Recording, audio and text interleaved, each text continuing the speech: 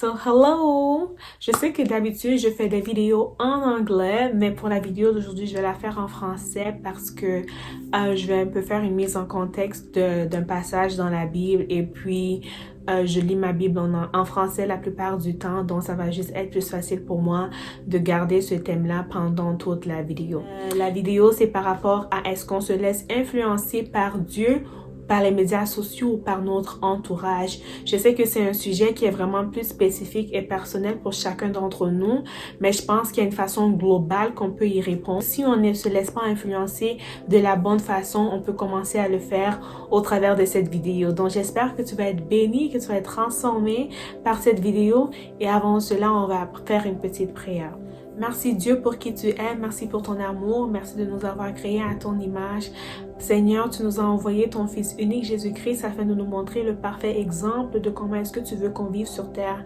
Il est mort, son sang nous lave de nos péchés jusqu'à aujourd'hui. Alors Seigneur, nous voulons suivre son amour, sa paix, tout le modèle qu'il nous a placé. Mais Papa Seigneur, cela est tellement difficile vu dans le monde que nous vivons, mais nous savons que c'est possible lorsque nous gardons les yeux fixés sur toi.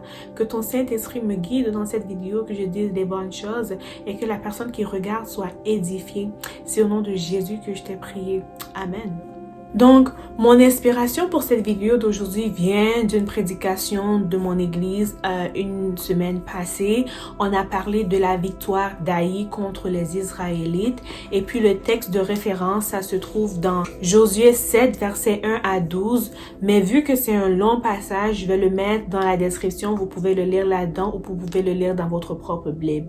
Mais sinon, je vais juste essayer de faire un bref résumé de ce qui se passe. Les Israélites doivent aller faire une bataille, doivent aller en guerre, dont les habitants d'Israël, les habitants à qui Dieu a amené dans la terre promise.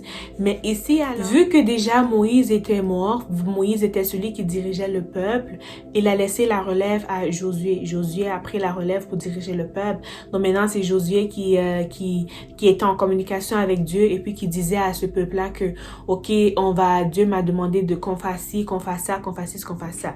Ils avaient déjà remporté la victoire contre le mur de Jéricho avant cette victoire-ci. Le mur de Jéricho était un mur vraiment grand, large et haut, mais grâce à Dieu, Dieu leur a donné une stratégie. Ils ont réussi à faire tomber, vraiment là, comme écrouler le mur de Jéricho. Ça, c'est à quel point que Dieu était avec le peuple d'Israël. Il communiquait avec eux, il leur donnait des instructions et tant que le peuple d'Israël suivait les instructions de Dieu, ils réussissaient dans tous leurs plans, mais alors là, vraiment tous leurs plans. Jusqu'à ce que Josué décide de se croire vraiment très intelligent, hein, un peu comme nous aujourd'hui, on pense qu'on est capable de faire tout par nos propres forces. Josué décide de suivre les instructions des hommes, les instructions des espions. Il décide d'aller envoyer des espions pour pouvoir étudier une stratégie pour pouvoir lutter contre la population d'Aï. Donc, ce qu'ils oublient en fait, c'est que parmi les Israélites, il y en avait un parmi eux qui avait commis un péché à quand il avait volé des affaires que Dieu lui avait demandé, leur avait recommandé de ne pas faire. Et puis, ce péché-là va leur coûter beaucoup parce que durant même la prédication de mon pasteur, son fils, il a pris la relève puis il nous a dit, lorsqu'on est une population, lorsqu'on est un peuple, on forme le corps de Christ. Lorsque une personne pêche, nous avons tous péché. Et c'est en fait ce qui s'est passé ici. Le péché d'Akan par son vol de matériel qui avait été interdit par Dieu, ça va être considéré comme le péché de tout Israël et puis ça va conduire à la perte de Josué. Non seulement déjà il y a le péché d'Akan qui va leur pénaliser, mais aussi il y a le fait que Josué ne consulte pas Dieu. Il va consulter des espions, les espions qui vont apporter des stratégies, c'est-à-dire envoyer 3000 soldats, faire ci, faire ça. Josué va suivre leurs instructions sans consulter Dieu. Et ce qui arrive, c'est qu'ils perdent. Déjà que Haï est une très petite ville comparée aux 3000 soldats de Josué. Mais ce qui arrive, c'est qu'on s'attendra à ce qu'ils gagnent. C'est 3000 contre une petite population. On s'attendra à ce qu'ils gagnent la bataille. Mais en fait, ce qui se passe, c'est que non, ils ont perdu la bataille contre cette petite population. Donc, la morale de cette histoire, c'est que premièrement, on doit se confier en Dieu. On doit suivre Dieu, son plan pour lui. On doit aller demander les instructions pour les décisions de notre vie à Dieu et non nulle part ailleurs et non aux autres humains. Donc ici, je vois un très grand lien avec l'influence parce que de nos jours, sur les médias sociaux, il y en a beaucoup de personnes qui ont pour titre d'influenceurs. Ce qu'ils font, c'est qu'il y en a beaucoup de différentes catégories. Ça peut être pour le sport, les activités physiques, la nutrition, santé mentale et tout. Ils se considèrent influenceurs parce qu'ils veulent influencer tes choix. Ils veulent influencer ta façon de vivre. Ils veulent influencer tes pensées. Ils veulent influencer ton mindset. Ils se considèrent influenceurs. Et ce qui arrive, c'est que quand tu essayes de suivre leur stratégie qu'ils te donnent, ben, où est-ce que ça t'amène? Ça t'amène à la ruine parce qu'il y a un gros facteur qu'on oublie, le facteur background. Ils ont un différent background que tu as. Ils ont une différente mentalité que tu as. Ils ont une différente vie. On est chacun unique, c'est-à-dire que une personne unique te donne des recommandations pour ta vie. Ce sont de bonnes recommandations la plupart du temps. Ça ne fonctionne pas avec toi parce que tu es différent. Mais quand les instructions viennent de Dieu directement, il te connaît toi en tant que personne unique. Il te donne exactement les instructions que tu as besoin pour ta vie. Il t'influence de la meilleure façon. Il t'a influencé en envoyant son fils Jésus-Christ qui était 100% chair, 100% homme et qui nous a montré le parfait exemple de comment aimer même ceux qui sont pécheurs, aimer tout le monde, de comment vivre dans la paix, de comment suivre Dieu. Il nous a dit qu'il est le chemin, la vérité et la vie. C'est-à-dire que quand tu marches dans le chemin de Jésus, tu te laisses influencer par sa vérité et tu as la vie. C'est-à-dire que lorsqu'on pense que attendre Dieu c'est trop long, attendre Dieu c'est trop compliqué, attendre Dieu c'est nanani nanana, non, on décide de que je vais aller consulter telle personne. Il a beaucoup de followers sur Instagram, il a beaucoup de vues sur YouTube. Ça doit sûrement être quelqu'un qui sait de quoi il parle. Je vais aller le consulter pour avoir des résultats immédiats. Guess what, my friend? That does not work. Ça ne fonctionne pas comme ça parce que tu manques le point de ton unicité. Tu manques le point de consulter celui qui t'a créé, celui qui sait de quoi tu as besoin pour cette saison, pour ce problème, pour cette situation, pour cet événement, pour cette pensée, pour ce trouble dans lequel je suis en train de passer. Donc en fait, le point de cette vidéo, c'est qu'on se laisse influencer par la bonne personne. La bonne personne, c'est Dieu. Le parfait exemple, c'est Jésus. C'est qu'on se laisse influencer par sa parole parce que sa parole est vivante. Ce qui est écrit dans la Bible, oui, ça a été écrit des années passées. Et pour certaines personnes, c'est âgé, c'est vieux, c'est d'autres personnes disent que c'est juste des humains qui l'ont écrit. Même si ce sont des humains qui l'ont écrit avec leurs doigts, ils étaient guidés par le Saint-Esprit.